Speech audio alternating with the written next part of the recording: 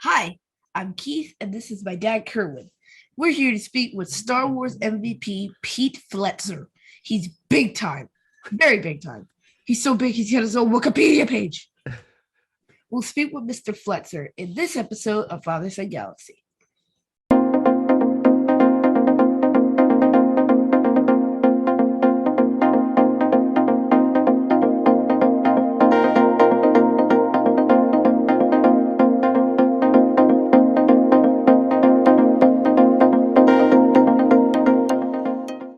Thank you for joining us.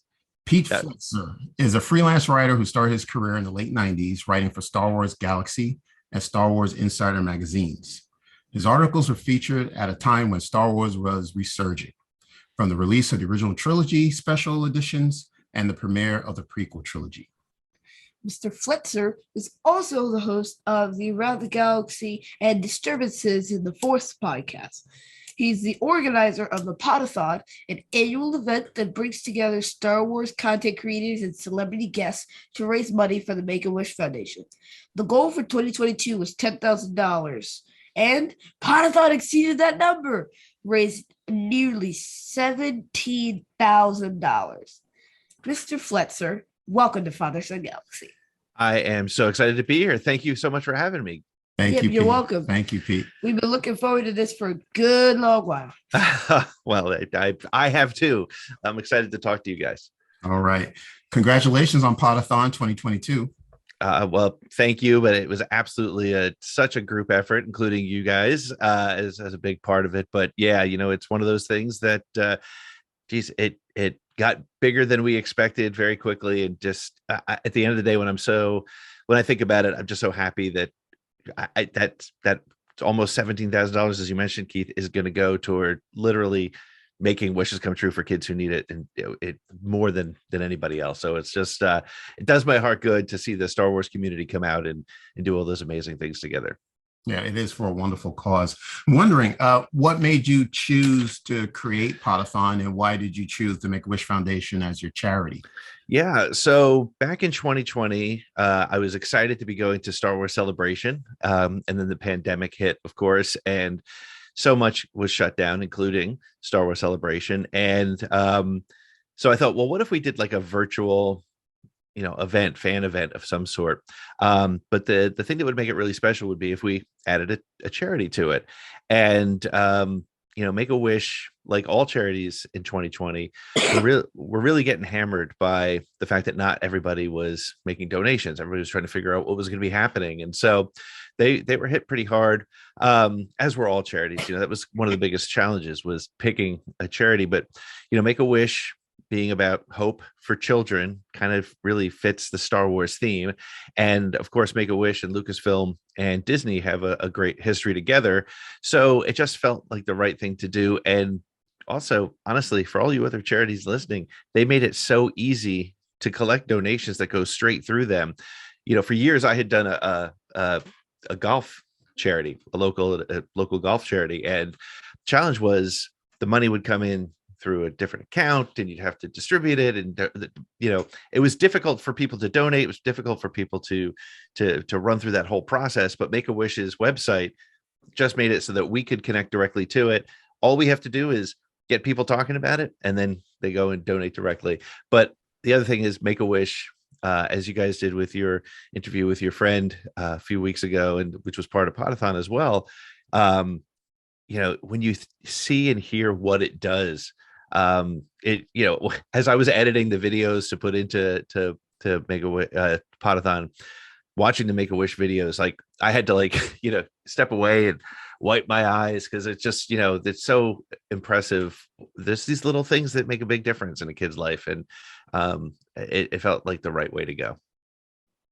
Tell us about your childhood. Where did you grow up, and what were your hobbies? I grew up in northern New Jersey. My hobbies as a kid were, I was really into ice hockey and baseball. And I also got into science fiction and monster movies with my dad. And I remember watching Godzilla movies and the old Universal horror movies, the Frankenstein movies and the werewolf and those things with my dad. And a relationship that my dad and I had built over the years was really around movies from different genres that were, all in that sort of science fiction and horror and, um, the sort of adventure films. And so my dad took me to see Star Wars in 1977 when I was 7 years old. And I remember coming home, sitting in the back part of the station wagon. It was before safety was invented. So I was just, not wearing a seatbelt, but I remember pretending to be shooting down TIE fighters in the back seat of the car. And so that was my introduction to Star Wars with my dad. But it was just one of those things. My dad and I have always had this really great relationship when it comes to talking about movies, whether they're Oscar-winning movies. We talk a lot about those, or they're the fun adventure movies that we all love, like Star Wars and Indiana Jones and Transformers and all those movies. So when you went to see your first Star Wars movie, when you saw the first one, which is now called The New Hope, for the first time, right, what intrigued you the most about the film? Well, I think the thing that I remember, it's funny, I don't really remember seeing the movie. Like, there's nothing that really sticks out. What scenes in Tatooine with the Jawas are stuck in my head for some reason. But the thing that I remember most about going to see Star Wars for the first time was I didn't see it until it was out probably about 3 or 4 months. And because back in those days, a movie would stay in the theaters for a year. But my birthday is in July, and my grandmother gave me a T-shirt which had a picture of R2D2 and C3PO on it. I had no idea what that was about, who they were, what they were all about. And in my mind, for some reason, I thought C3PO was a bad guy.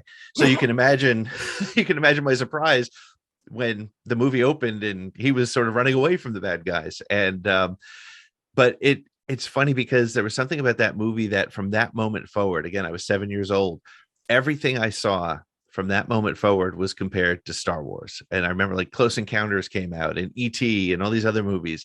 And I would always be like, Star Wars would be my high water mark. Be like, okay, was that better than Star Wars? Where does it come in close to Star Wars? And, but it also was the perfect time for me, perfect age, because, at 7, 8 years old, I'm learning to read.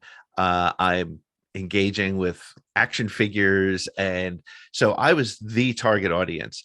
And if I told you the amount of action figures that are lost in my parents' old backyard, just buried under the sand because of all the games we played with them, it breaks my heart to think about it. But the other way I look at it is I had so much fun playing with them. The monetary value of the Millennium Falcon toy set and the old action figures, well worth it. But it was one of those things that really, it became not just important to me from an entertainment perspective, but me and my closest friends, that was sort of the center of our world. Like, it was when we got together, we played with our action figures. When we sat on the bus on the way to school, we talked about Star Wars.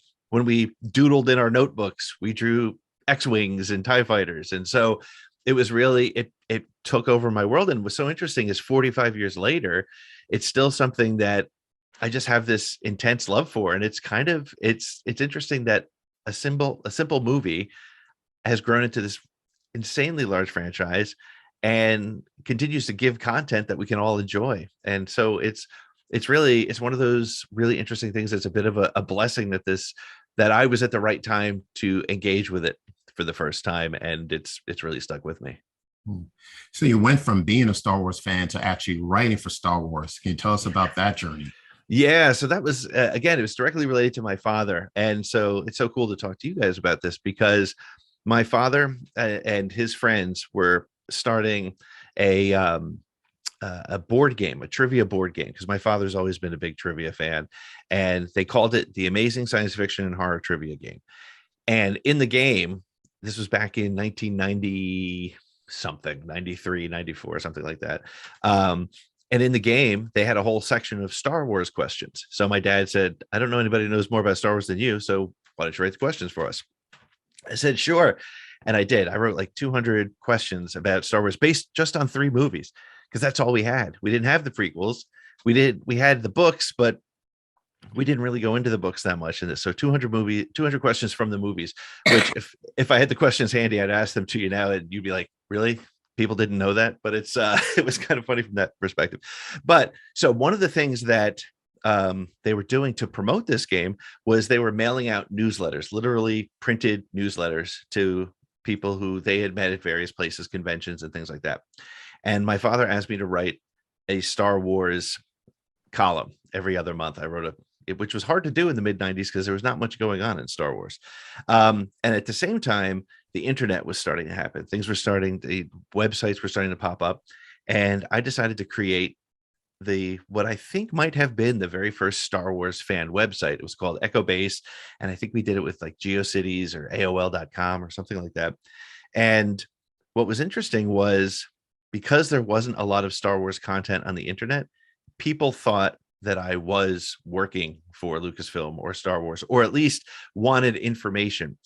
At the same time, Steve Sansweet, who, as you know, from Rancho Obi-Wan, he was one of the editors of Star Wars Galaxy magazine. And I had reached out to him because everybody was asking me where they could find Steve Sansweet at these various conventions because the special editions were on their way out. And so Steve Sansweet was going from convention to convention. They were all Star Trek conventions mostly because there were no Star Wars celebrations. And they were contacting me, seeing where Steve was going to be because he was showing a slideshow and sort of behind the scenes of the special editions. So on a whim, I called Lucasfilm and said, hey, listen, I would love to get Steve Sansweet's schedule so I could put it up on this website. And they said, okay, hold on one second. And I'm sitting there on hold. I'm looking around my room because I had all of Steve Sansweet's books because I was a big fan of him and the collectibles, and picks up the phone and I hear, hello, this is Steve Sansweet. And I almost fell out of my chair. Here I am, a big fan of this guy. And all I expected like an email with some dates, and we just started talking. And I told him a little bit about the Amazing Science Fiction Horror Trivia game. I told him about my writing. And he said, listen, Pete, I have more work than I can get done. Send me a sample of your writing. And if I like it, I could probably find some work for you. So I printed out all my stuff. I put it in a folder. I actually still have the folder somewhere. And I sent it out to him, overnighted in FedEx because I couldn't email these things at the time. And he said, yeah, sounds great. And the first thing I ever covered was in New Jersey at the Liberty Science Center. There is an IMAX theater, and they had a film called Special Effects, which was done by Ben Burt. And so I covered the opening of the Special Effects IMAX movie. And my very first interview for Star Wars Galaxy magazine was Ben Burt, the sound designer of all things Star Wars. And as a Star Wars fan since I was 7, that was just an incredible entry into it. Wow, that's an amazing story. That's funny. I've never heard of actually the Star Wars Galaxy magazine. So I'm glad you explained to me the history of Star Wars Galaxy. I mean, I'm familiar with Starlog, Star Wars Insider. There was a Cinefex magazine back then. Yep. What Cinnamon magazine? Cinefex. Cinnamon magazine. Okay. Cinnamon magazine. Yeah. So that was a mag. I think it's still around. Cinefex magazine. I magazine. think so. Yeah, I'm not sure. Yeah. Well, thank you. Yes, thank you for explaining that. So, no problem. Yeah, Steve Sansweet. Now that we're on the subject of Steve, I recall listening to a story that you told about you and Steve Sansweet, him asking you to come out to the ranch. Yeah, ranch meaning Skywalker Ranch. And do you mind sharing that story with us? Oh, sure. No problem. It was funny. I was going out to San Francisco for my day job at the time, and I told Steve. He said, "Oh, great! I'm going to be in town. Why don't you come on up to the ranch?" And again, as you just said, you say the ranch, and anybody who's a Star Wars fan knows the ranch, right? And I was like, "Oh my God, yes, I will be there. I'll figure it out." A little aside to the story, it's kind of funny, is I went to go rent my car to drive from San Francisco up to Skywalker Ranch in San Rafael. And I get there and I was just going to rent some cheapo thing because, this was 20 years ago and I didn't need something fancy. I just needed to get to the ranch. And I walk into the car rental place and they said to me, "Oh, sir, I'm sorry, but your car isn't available." I'm panicking because Steve said, "Be there for lunch." And I'm like, They're like, "Would you be okay with a convertible Mustang?" I was like, Oh yeah, okay, same price. I'll take that. So I got to drive over the Golden Gate Bridge in a convertible Mustang on my way to Skywalker Ranch, which was just, that's I'll never top that. I've peaked at that point. But anyway, so Steve invites me to the ranch, and I get there, and he's walking me around. Now this is the older version of the ranch. So there was now, if you go to Skywalker Ranch, there is, there's Star Wars stuff everywhere. There's the Yoda statue and all those things. At the time, it was a little bit more subdued, and I remember I was walking with Steve, and there was this little hallway which had a number of movie props, things like a little walker that was actually used, one of the lightsabers. They had the golden idol from Raiders of the Lost Ark, which to me, that was my favorite thing to see there, because what was so funny about it was it's basically a block of wood that's painted gold, and it's all chipped up and it looks really bad in person, but it was very cool to see that. But my favorite part of the day was, as we were walking through this area, walking down the stairs was the prequel producer, Rick McCullum. And he's like, he says, Steve, I got to talk to you. And Rick McCallum uses very colorful language that none of us should be using. And he called Steve over, and they were talking about something. And then my favorite part of it was, after they were done, Rick apologized to me for interrupting our conversation. Like I was somebody important. He was like, I'm really sorry I had to do. So that was very cool. And then when we went to lunch, we sat with Don Bees, he was the guy. Steve was like, do you know who this? I was like, yeah, he's the guy who's doing R2-D2 in the movies. And so it was very cool to meet that there. And also I got to go to the THX theater.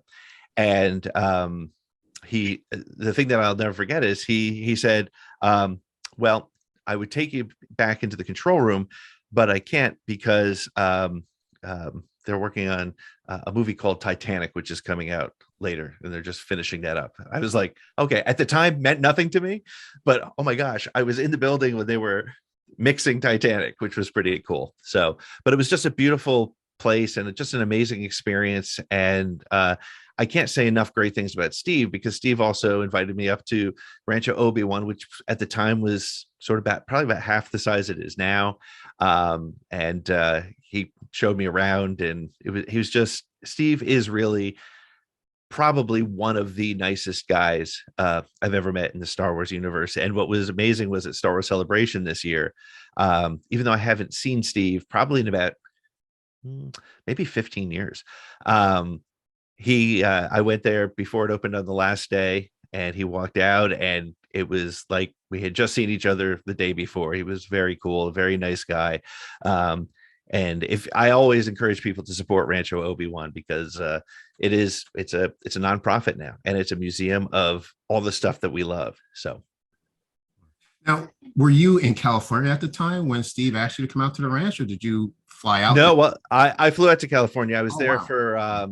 for something else for my day job. I've always been on the East Coast, so it's been I flew out for something else, but I found a way to make that happen.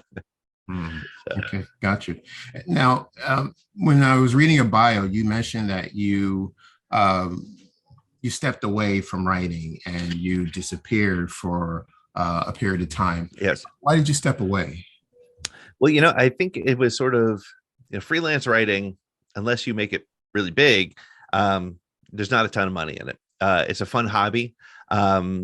But it was, I ended up getting involved in marketing communications in the healthcare industry, and really ended up enjoying a lot of that. And so I'd even kind of lost touch with even stuff. I mean, it was the whole Star Wars thing had quieted down after the prequels for a while there. And so I was still doing writing, in the healthcare industry and other industries. And I was working with an animation studio locally and things, but I just had, for me, I felt like that ship had kind of sailed, and as things like that do happen. But it was so funny because the passion of being a Star Wars fan and the things that I enjoyed doing the freelance writing stuck with me so much that it ended up leading to the podcast. And it's one of the, I always tell people to to absolutely always make the phone call. What is it? What is it that Wayne Gretzky says? You miss 100% of the shots you don't take. And so I'm glad I had those opportunities. I'm glad I got to the premieres of all three of the prequel movies in New York City. I'm glad I've had those opportunities to speak to the people I did working freelance for Star Wars Galaxy and the Star Wars Insider. But those were a really cool thing at the time. And then I got married. I had 2 kids, and it's sort of the real world kind of took over for a while, and that's okay, because, and I think that's what's so important about fandom in general, whether you're a Star Wars fan, Lord of the Rings, sports fan, knitting, I don't know, whatever you love. Knitting. It's so it's so important Yeah. to keep that, because it's always going to be there, right? On your worst days in the real world, you can always go back to the things you love, and if you're passionate about it, you find ways to be successful about it. So so again, even though I haven't done any writing for any of those publications in, gosh, I guess about almost 20 years, I still love the fandom and being involved in it, and it was such a great experience that it's built who I am today, and it's a 52-year-old versus a 7-year-old who first saw the movie in the theaters. Great. So, like you were talking about, you're now a dad. Yes. So, what lessons did you learn from your father that you're now passing on to your kids? That's a great question. I think the one thing that I learned from my dad was to never really push my son or my daughter into anything. Make sure they sort of commit to what they're going to do, but don't sort of force them to follow you into something that you love. And there's 2 things that are happening right now with my son is 10 years old, Jack, and he does give me a hard time sometimes about doing the podcast, because he's like, well, Dad, I'm going to watch a movie. And I'm like, oh, I'm going to go record this. He's like, oh, okay, whatever. But he came with, so we went to Star Wars Celebration together, my father and my son, just the 3 of us went. And I remember when we got on the plane on the way home, Jack turns to me, he goes, Dad, I'm sorry I give you a hard time about your podcast, because Star Wars is awesome. And I was like, okay, cool. See, I didn't push him to it, but he got there. But what's interesting for me right now is, as much as I'm there to help him, because as a 10-year-old, and Keith, you probably do this too, you'll watch a Star Wars episode and you'll ask your dad, hey, what does this mean? Or why did that happen? And even if you both don't have the answers, it's something you can talk about. And I've never been a basketball fan. It's just, that was never my sport. I was hockey and baseball. Those were my things. And now my son is really getting into basketball. And so I'm learning from him, and I didn't push him into or away from basketball because I loved it or didn't love it. He just found it. And so it's really great to be able to share my favorite experiences in Star Wars. We'll watch, Clone Wars together, and that's his Star Wars. It's really interesting that my Star Wars was the films. Clone Wars, Rex, Fives, those guys are his favorite characters. And so I learned about my favorite thing from him. And again, it's the most important lesson is I never push my kids to do something that they don't want to do. If they decide they want to try it, they do have to commit to finishing it. Right. You can't say, I'm going to play soccer this year and quit after 2 weeks. No, you're going to do that whole season. You're going to be committed to the team. But I'm never going to say you have to play baseball, because I was a big baseball fan. It's not the way it works. And to be able to, I think as a dad, when you recognize that you're going to learn as much from your children about things you never would have thought you'd be interested in, and once that starts to happen, it changes everything. So it's a really important lesson that I definitely live by with my kids. I actually I watched the Clone Wars. I've been watching it for years. I started watching it 5 years ago. Mm-hmm. Yeah. Before we moved here. Right, oh my God, what is up with my voice? Before we moved here. Since you were 4, I believe, right? Yes. Mm-hmm. I distinctly remember watching the Clone Wars in your bedroom while for some reason there were fireworks outside. This was like 6 years ago. I tend to have like memories of stuff that's completely irrelevant. That's fine. That's fine. But And- you know, that's the funny thing. Like when Yeah. you go back and those are like you won't remember an entire episode when you're 40 or 30 or 20, but you'll remember sitting next to your dad and fireworks, but you won't know what episode was on, but you'll remember that feeling. And that's what's amazing about Star Wars and being a father or a son or a family is it evokes those memories of sitting on the couch together or going into the theater together. Or my main memories of Star Wars with my dad is him bringing home Starlog magazine for me, because that one happened to have an interview with, sound designer Ben Bird or previews of the movies. And that's I can't tell you about any of the magazines, but I remember him coming home and handing it to me and sitting together and looking at it. So yeah, I actually remember, I think it was like season 2. I got strong 17 vibes from I think it was season 2, episode 17. I don't know. But there you go. Right. To your point, Pete, that's interesting because I didn't watch the Clone Wars. I introduced Keith to the original trilogy. And I remember we had to go to Best Buy because we didn't have a Blu-ray player. It's like it never occurred to you to buy one. Right. And then same day we got that because you had all the DVDs. Yeah. And then we watched it together. And then like a couple of years later, The Force Awakens came out. Exactly. It was like a year later that The Force Awakens came out. And then we watched that in like 2016. And then after that, in between that stuff, me and my dad were doing some fun projects. So now I know all my Roman numerals. Right. We made a game out of it. That's awesome. Right. That's so cool. Yeah. It's like 1, 2, 3, 4, 5, 6, 7, 8, 9, 10, 11, 12. And the point of the Clone Wars, I didn't watch the Clone Wars, and I don't even know how you found them, Keith. I guess you just knew that they were on Netflix. Netflix, okay. And Mom. Okay, she showed it to me. She's okay. like, "Hey, Star Wars: The Clone Wars. Watch this. Watch it now." Okay. Yeah, I did. Just like you, Kerwin, I didn't watch the Clone Wars at all, and it was just simply because it was. I admit now it was a bad decision. I was like, oh, it's animation. It's not for me. And as we all know, the Clone Wars stories are some of the best stories in the Star Wars universe right now.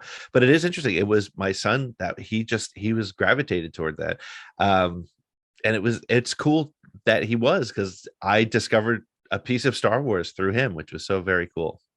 Absolutely. And it's just awesome to be in a place where there's so much Star Wars. Yeah. 30 years ago we didn't have all of this, and it's wonderful. So you can, whatever age you are, you can enter at any time, at any moment. You have so much material out there, which is awesome. Yeah, oh, go ahead. I'm sorry, Keith. You want to say something? No. Okay. No, I say a lot on my show that what's really cool about the Disney era of Star Wars is there's so many doors to enter in. My daughter entered Star Wars through The Force Awakens. My son entered through Clone Wars. I entered through the original trilogy. So there's my good friend Scotty J-Ro, he entered in through the prequels, and that's so cool. And we all have, it's weird, we all came in through these different areas, but we all love the story the same, which is so great. So cool. Now, as we're recording this, just a couple of days ago, there was a big news that dropped. Breaking news. All right, now breaking news. I'm stealing your lines from you, Dad. Okay. So this is unscripted, as you can tell. Oh, it's fantastic. I love it. Okay. Yes, a couple of breaking news. Yes. So the breaking news is, according to Vanity Fair, there was an article and it says that James Earl Jones is retiring from playing Darth Vader. Yeah. And, he's been Vader for years. Yeah, absolutely. I mean, everybody remembers him in Rogue One, even though he didn't say much. But, be careful not to choke on your aspiration. That was, the best line of the movie. Yeah, absolutely. That was a great impression. I love it. Oh, thank you. I try. I can do a good impression of Mr. Burns, too. And Smithers. Simpsons. Very nice. Simpsons, yes. Smithers. Yes. Who is that man? New season starting today, by the way. Yes. Oh, really? Oh, my gosh. Yeah. So I just want to talk a little about James Earl Jones and his contribution the Star Wars. And so just wanted to hear what you have to say about how important, how invaluable his contribution is to the saga. It's funny. It's interesting about Darth Vader that it's a character that is a broken human being that's put together in parts, and literally in parts. And the way he has been brought to life on screen has been through the great Dave Prowse in the costume, voiced by James Earl Jones. You had Hayden Christensen as Anakin. You had Sebastian Shaw as the unmasked Vader. So all these different people have been a part of it. But I remember when I was a young kid, probably about 10 or 11 years old, and I got a cape for some Halloween costume. And I remember walking through the house, and my dad was like, you're walking just like Dave Prowse would walk. And I said, yes, but I'll never sound like James Earl Jones. And it's so interesting the way his voice, even though he's done, he did Mufasa, he was of course in Field of Dreams. He was in Frasier. That's right, he was. That's right. I love Frasier. I love Frasier. Frasier's a funny show. Frasier is a good show. But it's interesting just the way he delivered the lines. That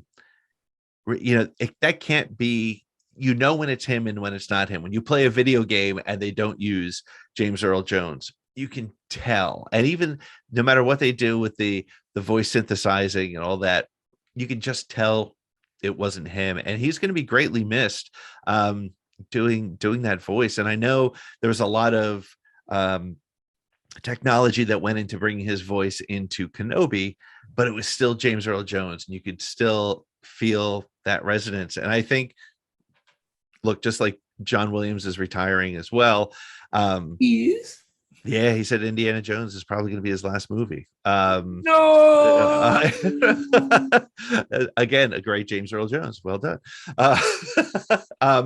It's kind of, part of me is like, you know what, they've earned it, but it's also, it makes you sad. But it also, I think a really important sort of life lesson is just to be thankful that we have been around to see it and to be there and be a part of it, right? I mean, they say, like, the earth has been around for 5 billion years and you happen to be alive during the time of Star Wars. I mean, how great is that? But there is something about, back to your James Earl Jones specific question, the cadence of the way he speaks gave such gravity to his limited lines in the first couple movies. I mean, he really wasn't there much. But I also find it very interesting, and it says a lot about him, is that Hayden Christensen listened a lot to that, the way he delivered lines, and tried to make it seem like that this is where this Anakin guy got that from. And again, the word I always use is cadence. Yes, he's got a rich voice and a very recognizable voice, but just the way he took his time with every single line and accented. I mean, I always say impressive, most impressive. And like, you can't coach that. Like, the way that came out when they were in the booth, they must have been, I imagine sitting in the booth when he did that and just be like, okay, that was perfect. That was, yeah, I'm sure chills went up everybody's spine when he said that. Everyone was like, should I hide the lightsaber now? Yes, but he's a gift, and he's got a well-deserved retirement. But boy, oh boy, he will be missed for sure. Yeah, I mean, it seems like with artificial intelligence, his voice will carry on. But you're right, they're just knowing that the physical person will no longer be a part of Star Wars, but he is. It seems to me that Lucasfilm has taken a stand that, he's irreplaceable. They could have gone the way of choosing another actor to take over Vader's voice, but it's very hard. No, it's very hard to match up to the voice of James Earl Jones. And I wonder who would even want to step into those shoes? I know. I mean, like poor Alden Ehrenreich, when he stepped into Harrison Ford's shoes, he did a phenomenal job. And I like Solo a lot as a movie, and I thought Alden did a great job. He didn't try to do an impersonation of Harrison Ford. He made it his own. But man, that's an unenviable role. I mean, we all say that now, but you know, if they call you tomorrow, Kerwin, and they're like, "Hey, would you mind doing the voice James Earl Jones?" You jump on it. Oh boy. Oh, I'll stay off of Twitter when that happens. Right. Yes. Delete all your accounts. Forget oh man, I don't know. Yeah, wait, do a Vader impression. Do it now. What my favorite line from Vader would be, "I am altering the deal. I'm altering it further." Okay, see, that was good. That was excellent. Yeah. Very well done. That's funny that you did that, because that's my dad's favorite line. He does that all the time, which is very funny. Yeah. And it's funny, we all have a Vader line that we love. Yeah, it's for me, it's most impressive and all too easy. I like that one a lot as well. That's a good one too. Yeah. What about you, Keith? What's your favorite Vader? I got another one. Yes, go So ahead. apparently there was this line in the comics where Vader gets surrounded by 1,000 men and like all these tanks and stuff, and Vader's like, I don't see that. I see dead men." What? What? What? Yeah. Yep. Don't mess with Vader. But you know, it's funny because Vader is an imposing character, but without James Earl Jones's voice, he's not as much, right? Like even Kylo Ren, very cool character.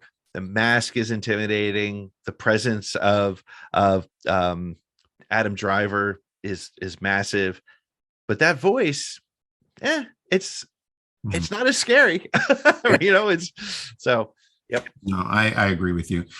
So he is still alive and well, you know, and he has done, Thank goodness, just beyond Star Wars, the roles that he's had over the years is fantastic. And I understand that they actually renamed a theater on Broadway to the James Earl Jones Theater. So it's good to see. I feel like I've heard that. Yeah, and it's good to see that he's getting his flowers while he's still here. Yes, exactly. Yep. While he's still here. Yeah, that's the term they use when you're giving people their props and their you're praising them while they're alive to see it. This is my point. Great. Yeah. It just sounds like a really odd phrase. Yeah. We're giving you your flowers before you're great. Yeah, we older people have these phrases. Dad, you're not old. No, I'm no one is old. We're not old. We're not old. Technically, the definition of old is like the Earth is old. Mm-hmm. It's like 5 billion years old. So by standard, people are very young. This is true. Absolutely true. That's right. That's right. So technically, no one on planet Earth is old. I agree. All right. I like that. We're good with that. Yeah, philosophical. Makes me feel much better. I love it. Hey, this has been fun. Thank you so much for your time. Do you want to share your where people can find you? Yeah, sure. So every other Thursday, you can get an episode of Around the Galaxy where I sort of try to capture that magic moment when two Star Wars fans meet for the first time, and they tend to be people who have some sort of Star Wars connection, whether it's like Oscar-winning effects artists or voice actors or authors, or sometimes just personalities that are big fans, and a lot of times friends of mine who I get to know through social media, who I want to spend more quality time like this with and try to get to know them. So that's every other Thursday. We're part of what we call the ATG Cast podcast stream, which also is Podcast of the Wills with my buddy Nick Milkey, who does a show where they take a deep dive into a particular scene or a particular moment in Star Wars and talk about what it means to his guest. And we also do a show live on Friday nights on YouTube called Streaming Star Wars, and we call it sort of sports talk radio for Star Wars, and we talk about whatever's happening in the news for Star Wars that week. We open it up for calls, and we take people joining us live on Friday nights, which sometimes is very interesting. And so, and you can find me on social media at ATGcast, wherever you are, whether it's Twitter, Instagram, Facebook. I think I'm also on TikTok, which is weird because I don't use it much. And our website is atgcast.com, and you can find all of our episodes there and links to all of our info. All right. All right. Thank you. Want to give a short version of where people can find us? All right. Speedrun music, please. You go. All right, I'll add this in. Yes. All right, so you can find us on Apple Podcasts, Spotify, Stitcher, Radio Public, Amazon Music, Audible, or wherever you get your podcasts. Check out our socials, Twitter, Facebook, and Instagram at Fathers and Galaxy. Please visit our website, fathersandgalaxy.com. Donate to our Patreon page. We have 7 tiers, and we'll be posting some more content soon. And check out our Spreaker page too. We're also releasing a lot of new stuff soon. We got some great interviews lined up for you. So that's it. Thank you. All right. And we have a website, fathersandgalaxy.com. I said that. Good. Very good. Pete Fletzer, thank you so much for joining us. Thank you. Kerwin and Keith, thank you so much. This has been my pleasure. It's our pleasure as well. Thank you so much. And thank you everyone for listening or watching us on this episode. So until next time, take care and we will see you again.